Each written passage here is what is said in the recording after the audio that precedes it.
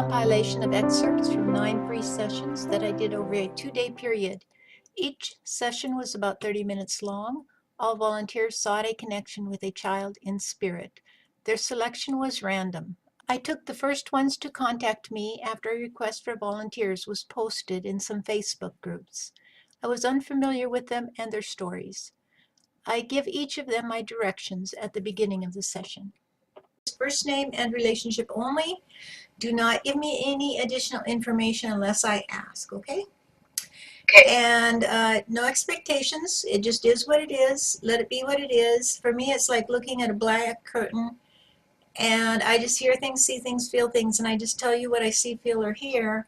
And you have to, I don't know if it makes sense to you. You have to let me know if it does. If it doesn't, just say yes if it does. If it doesn't, say I'm not getting it, or no, I'm not getting it. And then we can ask for more information.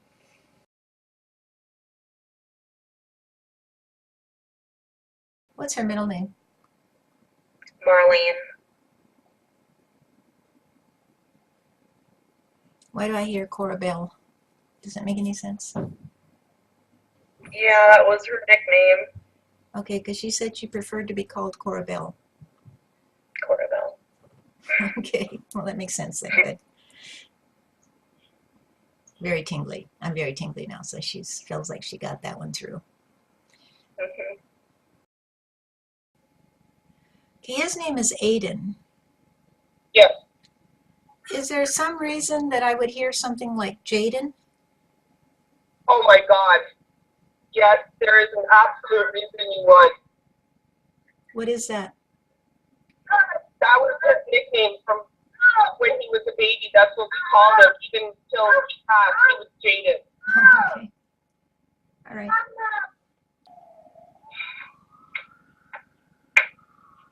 I think this is something about the toes. The toes. I think it's toe. Hold on a minute.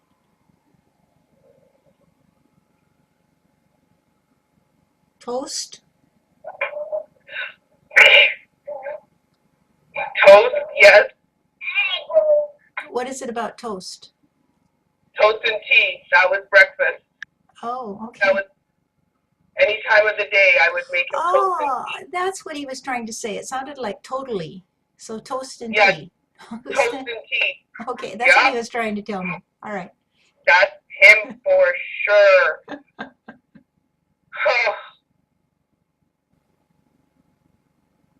Tranquil, he says. It was very tranquil.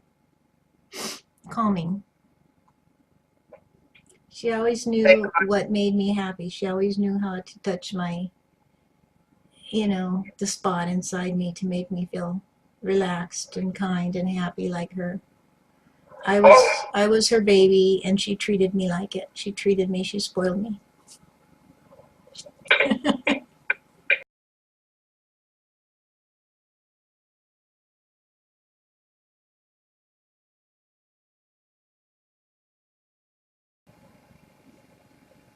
He says he was specially chosen to attend this session. This means that they vet people on that side before they're allowed to connect with their loved ones here. Okay. Just to make sure they're ready to communicate. Okay.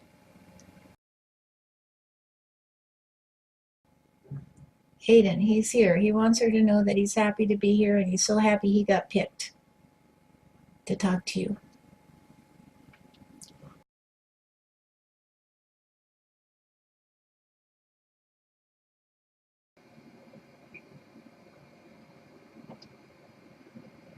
I feel like there was something wrong with Matthew. He passed quickly. However, there seems to have been something in the intestinal area, right in here, in the middle area. Is that Matthew or somebody else? That's Matthew. Okay. So I don't know what it was, but I do feel like it was around the liver area. Does that make any sense? Yes, it does.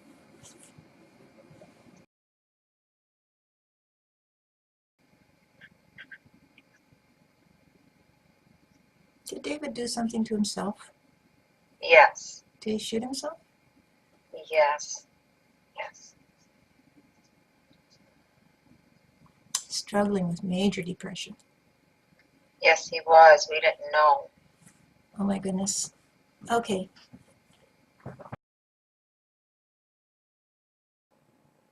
Cora was friendly. She had some kind of issue. What was it?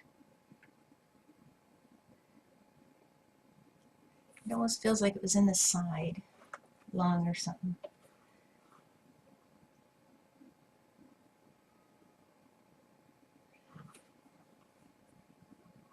She's trying to talk to me, but I'm having trouble picking it up. Afraid you wouldn't understand this.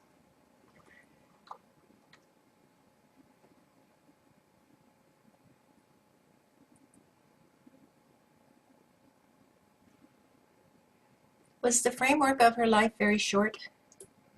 Yes.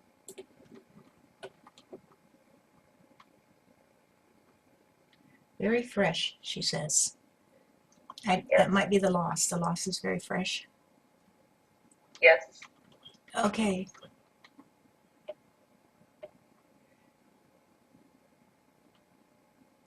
She didn't live long. No.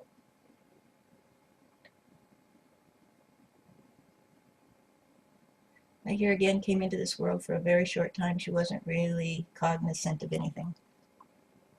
That's correct.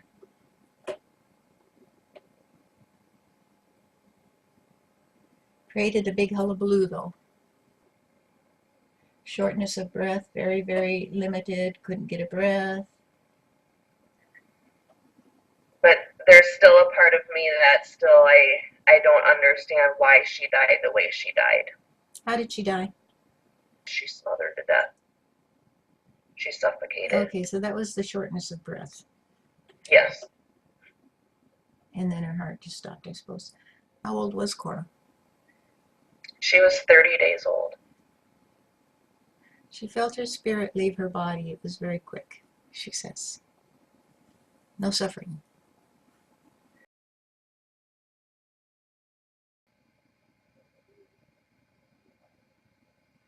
He says he perished without thinking. He was just gone. Like that. It was almost like that. And he's just out of his body.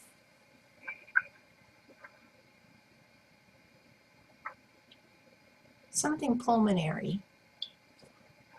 Correct.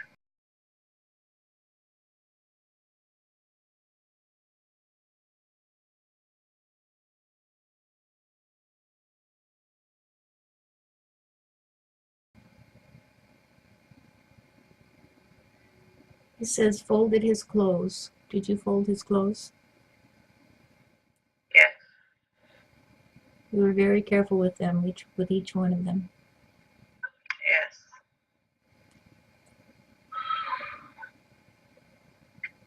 You picked something up and kissed it. Something of his. So I think Yes. you were like folding his clothes and stuff, and you held something up to your face. Breathe it or kiss it or something. Yes. Very tingly now. So he was standing there beside you.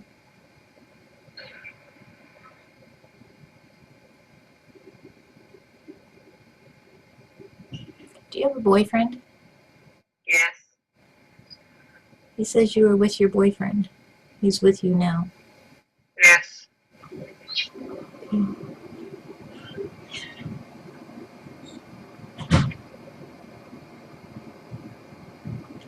I see a girl, at least one girl, maybe two. Do you have a daughter? Yes.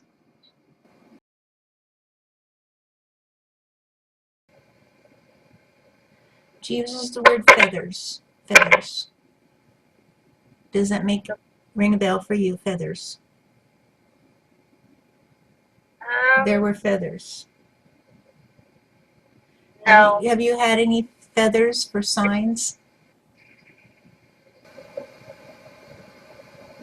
She repeats the word feathers. So if I were you, I'd watch out for feathers. I don't know what it means, but sometimes people will tell me afterwards that they make connections. Okay. She says there are feathers everywhere.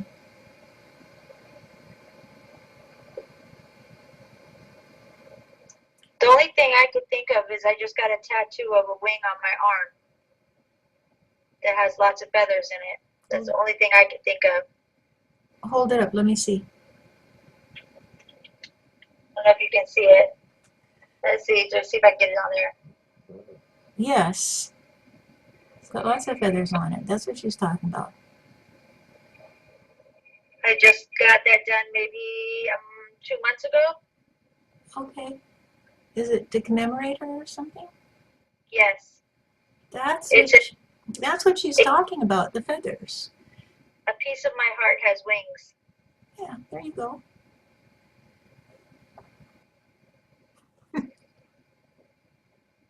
She's one crazy kid.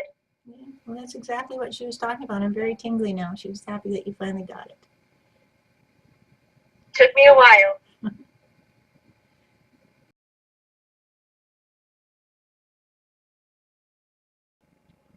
I hear the word priest, and I don't know why. So, I visited a priest shortly after Nathan left. okay, Mm-hmm. maybe that's the reference then. Okay. You were searching for answers, I was. and he couldn't give them to you. He couldn't. He was too strict in his adherence to the doctrine in which he was immersed.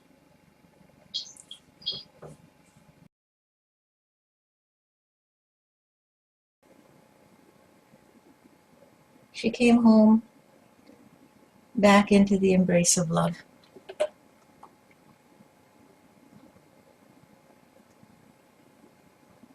Trying to explain to you that you don't need to be sad because she's happy, she's well, she's very well taken care of. Okay.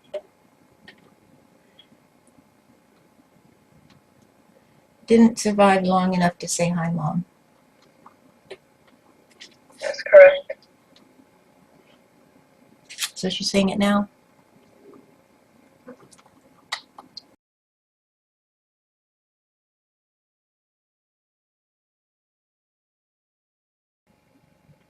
Was it tragic? Tragic Yes. circumstances when he left? Yes. Tried to reach you and tell you he was okay.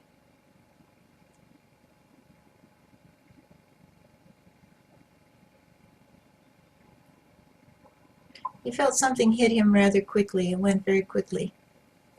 It did.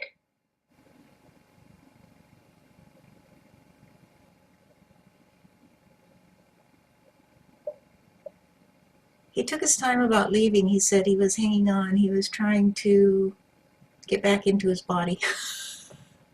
Yeah. I can see that.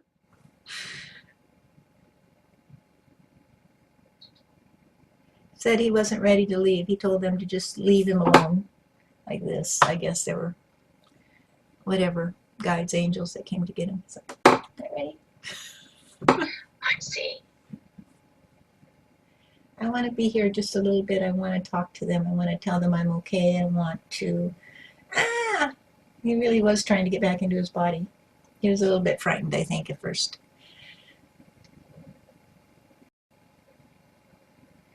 I don't understand this. Took his life quickly. Does that make sense to you? Yes, he did. Okay. Afraid of the consequences. That's what it was. He was afraid of the consequences. So he killed himself. And so Yes. that's why he was afraid. He wanted to get back in his body. He realized he'd made a mistake and he was afraid of the consequences. He says it's okay. You don't need to worry. I'm okay. But at the moment, I didn't know any better. I can see that. And I hear shortness of breath. Usually shortness of breath indicates a hanging or something. Did that have anything to do with it? No, he didn't do that. Okay, shortness of breath, he tells me though. So whatever it was, it created a shortness of breath. I don't know how. Yeah, it would have.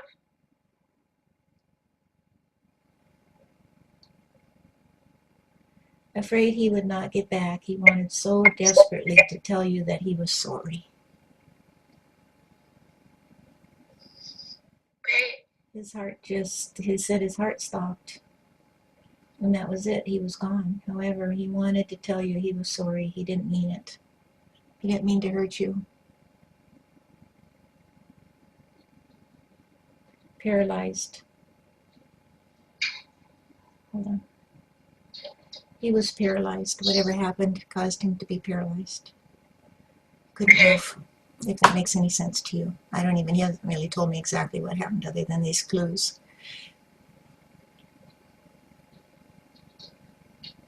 He prayed for deliverance. He prayed for deliverance. He asked God to help him. That then allowed him to leave, and he went to heaven. Okay.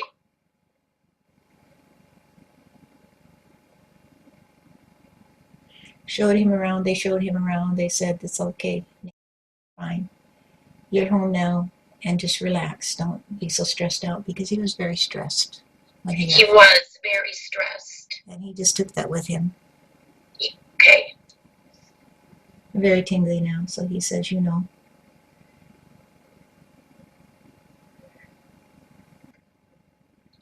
How did he die? How did he? A gunshot. To where? That's what I kind of figured, but where? On his side. It touched his lung and his heart. Okay. Because that's a weird way to someone to shoot yourself inside. It is. It is very weird. He said that was not his intention. The gun just charged too early.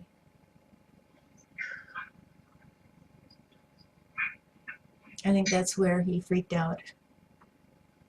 He might not even have intended, he may have been sitting there trying to figure out what he was going to do, move the gun in. Because that's a really weird place to shoot yourself. It is. And I've always had the feeling he never wanted to do it. It just happened. Yeah, I think it's the combination of his. Was there substances in his body at the time? Yes, his medication. He was severely depressed because of his life situation. He says, I wasn't ready to do it. I think he was contemplating it, holding the gun, maybe even to his chest or his head. And it was just a case of boom. Yes. So apparently he was contemplating it. It wasn't like, he wasn't thinking about it. I would agree with that. That's why he was so freaked out after it happened. He was like, oh shit. Yeah. Tried to get back into his body. And God wouldn't let him then. Huh? God wouldn't let him. He wasn't, no. It's time for him to go home. Let me see.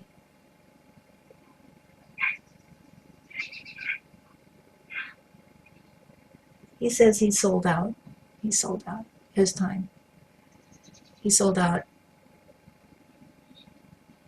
on his inheritance, if you will, which is life. His experience here. Life is eternal, so it's no big deal. But you just sell out your life. It's like when you're here, the feeling is that it's like if you were to sell out your homestead, Right. It's just, I want to move on. You sell out, you no longer can feel the energy to keep going.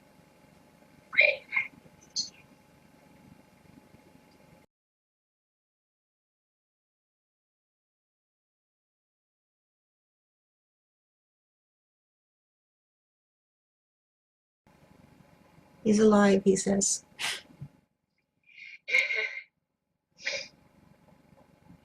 He's alive and well. He wants you to know that. I think I know he loves me. he's putting emphasis upon the part that he's well. He's well. Okay. Tried to explain to her how very, very kind everyone is here. They've been taking very good care of me. There's relatives. Oh my God, there's relatives there. They're your relatives. Yes. They're known to you. I see everyone from grandparents to, do you have parents on the other Yes. side? Oh my God, there's a bunch of people. And they're very kind to him. Good. And I feel the tears. It's just, he's so much to share with you.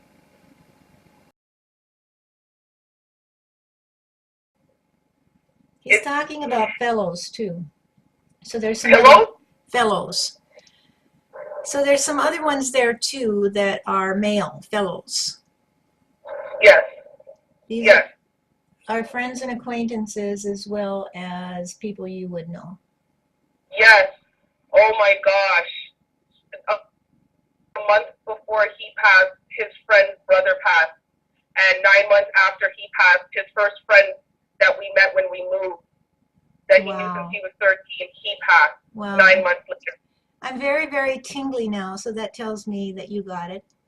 That he's glad you know what he's talking about, the fellows. I know exactly who he's talking about. Thank God they're together still.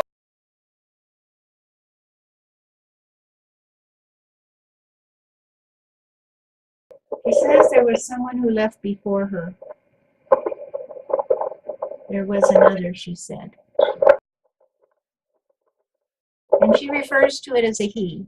Her great-grandfather. He was not the one she's thinking of.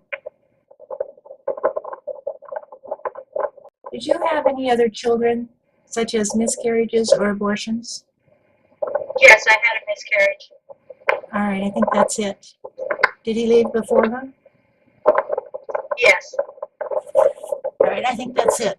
I think that she's referring to someone in the same line as her, a sibling.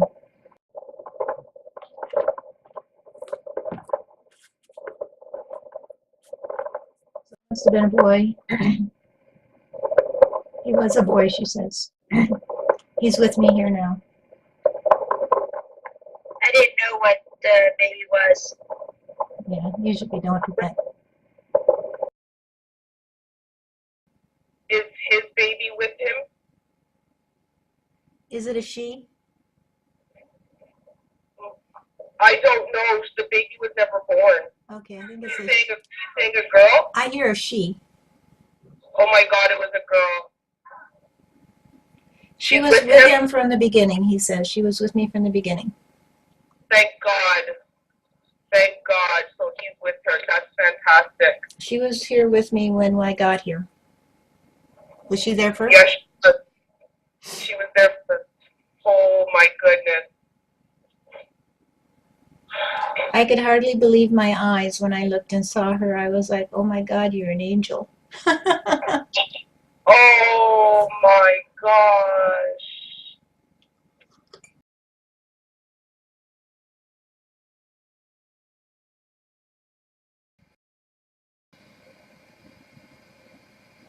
Love is something we carry with us even after we die. We still hold on to the memories of our loved ones. We still carry them. It's like photographs in your pocket. You still carry those memories, those cherished moments, those times of laughter, those hugs. Holidays, I see Christmas.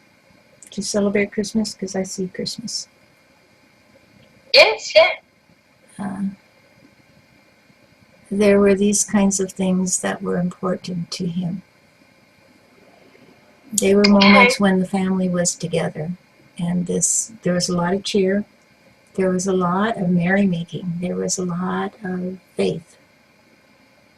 Faith in each other, faith in life, faith in in what was to be. There was sort of a good vibe, is what he's telling me. Good vibe about life. He felt like you and the family was supportive of him. Most of the time, he says. All of the time.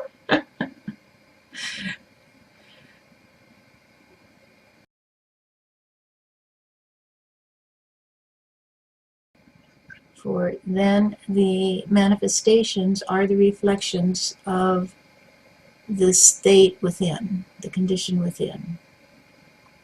So it's not the thing that you see or feel, it's what the emotional content, the experience itself that's important. It's how you feel, regardless of what happens. It's how you feel about it. The emotional, that's the prize. It's like the pearls you get are the emotions, the experience. I am acknowledging the value of you writing about these things. They will help you. And that's the main thing, is don't worry about anybody else. For what helps you to love yourself better, to understand yourself better, is the key to happiness. And I want you to be happy. I'm happy. And I enjoy watching you when you are fulfilling your own dreams, following your own path, doing what speaks to your heart. You are then in full possession of your own life, your own being, your own soul. It is when you start thinking about the effect that it will have upon others that you lose your way.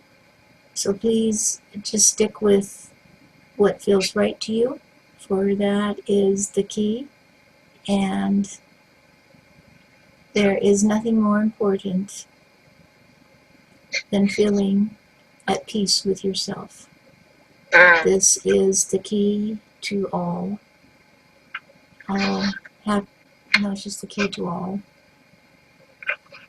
I am here to tell you that I have learned to love, and to love with my whole heart and soul. And that is what I wish for you. For in this way we will always be together, for we will always love one another, and there will never be a time that we are separate. Love unites, it does not separate. Please allow me to, and it must be close to time to leave, because he's saying please allow me to let you go and to tell you that I'm so happy we got to talk. Don't spare yourself. Share yourself. That's funny. I love that. I have to remember that one. Don't spare yourself. Share your. Yeah. Oh my gosh.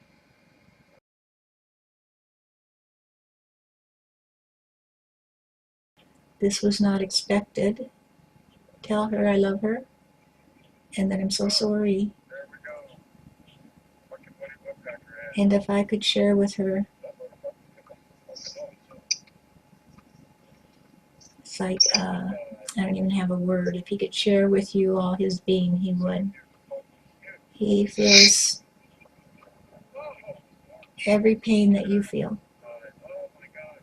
And he needs you to forgive him for being such a stubborn asshole. Wouldn't take your advice. And you tried to help him and you couldn't because he was too far gone. So please allow him to get your forgiveness. He needs your love. He needs your forgiveness. Big sigh from him to get it off his chest. He needed to talk to you. I'm very, very tingly now. He needed to talk to you and express this to you and talk to you about it. It's part of what they need to do. is get this stuff off their chest, and I'm just so tingly now. It's like he's so happy that he could talk to you and release this information and let you know, I'm not going anywhere, he says. I'm right here beside you. I have taken off my earthly costume. However, I still exist. I'm still me. I'm still here. I still love you, and I still need your love.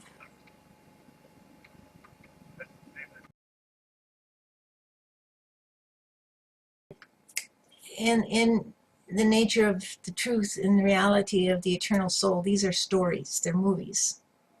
And you come out of the movie back home, which is where she is, back home. And you say, you know, I was just in that movie I only had a short part to play. And you make up your mind who you're going to play these parts with before you do it. Okay, you know, here's the cattle call. Who wants to be this person? Who wants to be that person? Who wants to be in this movie? But they all work together. So your life story needed this to happen. This event was planned for it to happen so that you could grow. Same with his. But it's all interlocking. Same for hers. And a lot of babies, spirits who come in to play these babies that are lost in miscarriages, die at birth, very, very young, I'm so tingly, so they're really validating this. They choose to play these roles for their own soul growth. It's not like a lot happens in their life for them, that they get a lot. But what happens is they volunteer as an act of love and mercy for other people. So they'll say, I'll come in and play that role, even though I know that I'm not going to be there long enough to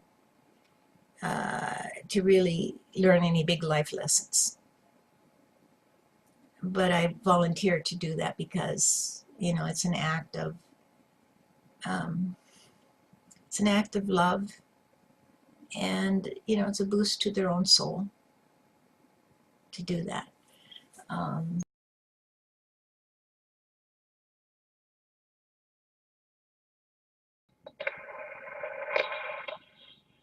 He's laughing. Oh God, he's a jokester. He always is, always. Even in the worst of times, he humor in the situation. He says drowning is not an easy way to go. It takes your breath away. Oh my God, this kid.